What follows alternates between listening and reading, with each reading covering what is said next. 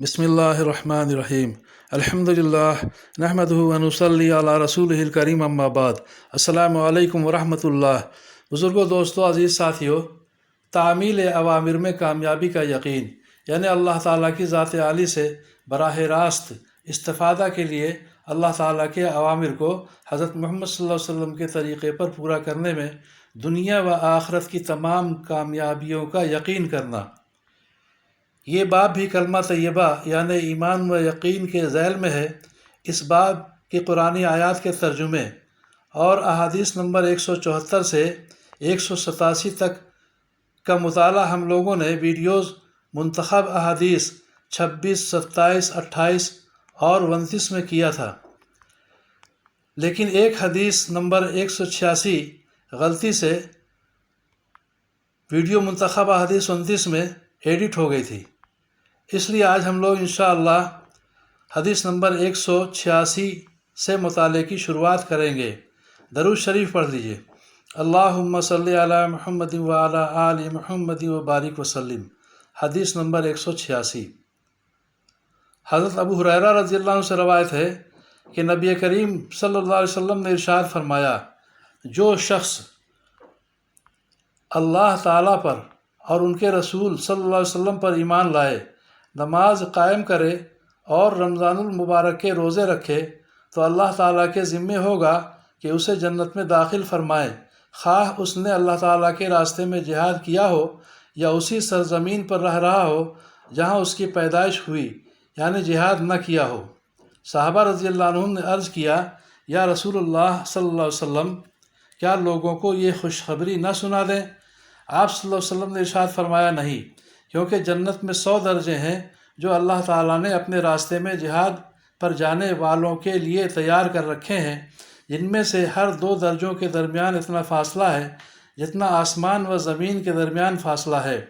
जब तुम अल्लाह ताला से जन्नत मांगो तो जन्नतुल फिरदौस मांगा करो, क्योंकि वो जन्नत का सबसे बेहतरीन और सबसे आला मुकाम है और उसके ऊपर रहमान का अर्श है और उसी से जन्नत की नहरें फूटती हैं।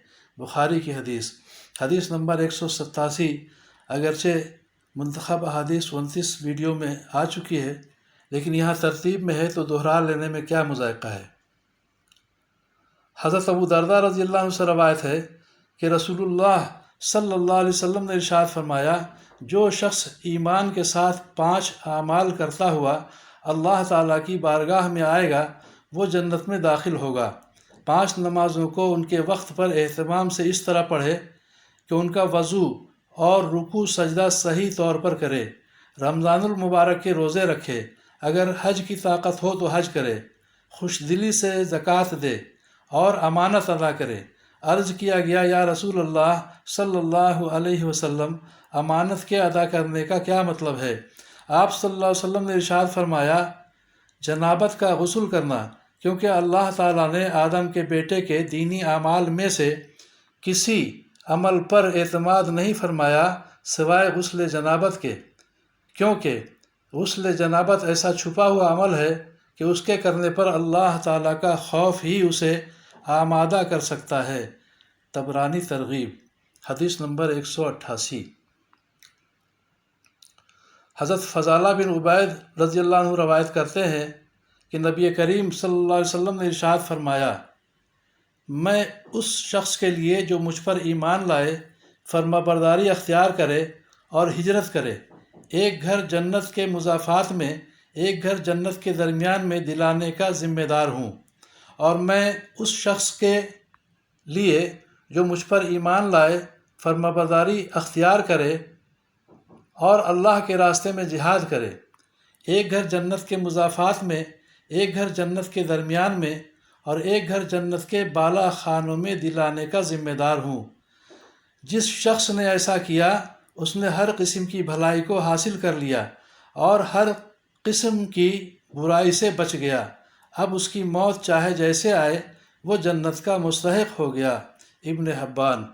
हदीस नंबर 189। हज़रत मुआज़ बिन जबल रज़ियल्लाहु अन्हु फरमाते हैं कि मैंने नबी करीम सल्लल्लाहु अलैहि वसल्लम को ये इरशाद फरमाते हुए सुना, जो शख्स اللہ تعالیٰ سے اس حال میں ملے کہ وہ ان کے ساتھ کسی کو شریک نہ کرتا ہو، پانچوں وقت کی نماز پڑھتا ہو اور رمضان کے روزے رکھتا ہو، اس کی مغفرت کر دی جائے گی۔ مسند احمد۔